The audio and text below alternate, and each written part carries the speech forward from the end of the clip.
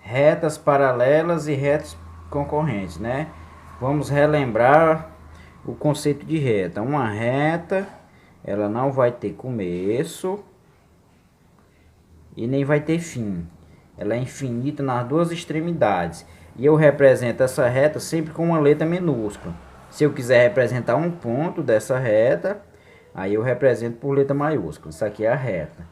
Só para relembrar, segmento de reta é limitado por 2 pontos, né? Aquele pedaço da reta limitado por 2 pontos. E semi-reta, ela vai ter origem, mas não vai ter fim. E aí ela pode ser infinito nos dois sentidos, né? Então nós vamos estudar retas e saber quando é que elas são paralelas e quando é que elas são retas concorrentes. Aqui eu tenho duas retas. E aí eu estou chamando essas retas aqui de reta S. E essa outra reta aqui de reta R. E aí você percebe que elas não se tocam, né? Elas não têm ponto comum. Então quando elas não têm ponto comum, quando elas não se tocam, eu digo que essas retas são retas paralelas. Então nesse caso aqui, elas são retas paralelas. E eu represento S, 2 tracinho R. S paralela a R. E aí eu posso ter duas retas com ponto comum, né? Ó.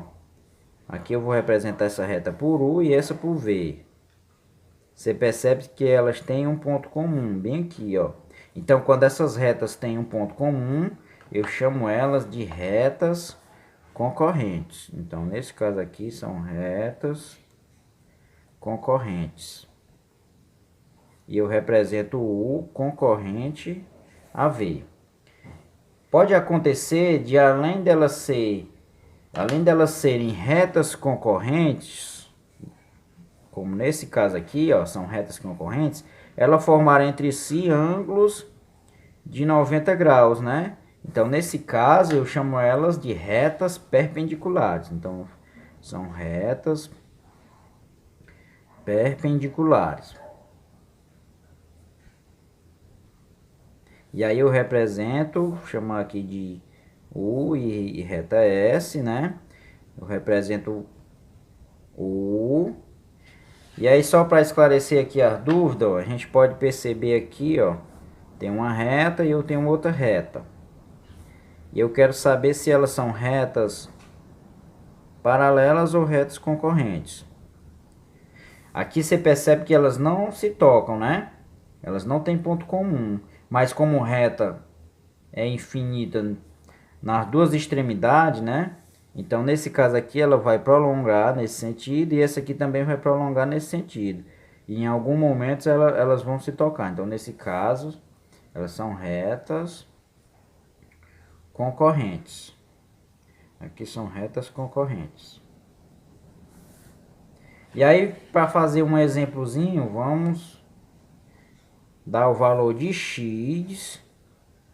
Vamos dar o valor de x e y nessa figura aqui, onde esse ângulo mede 30 graus. Aqui é o valor de x e aqui é o valor de y. Aqui a gente percebe que elas são retas concorrentes, né? Ó, são retas concorrentes.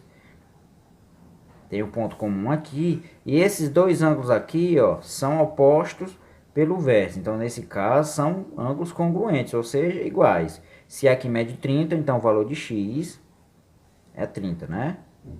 Então, o valor de x, 30 graus. E o valor de y, relembrando aquele ângulozinho de 180 graus, né? Ó. Aqui, duas semi-retas de mesma origem e um ângulo 180 graus. Eu posso dividir esse ângulo em duas partes.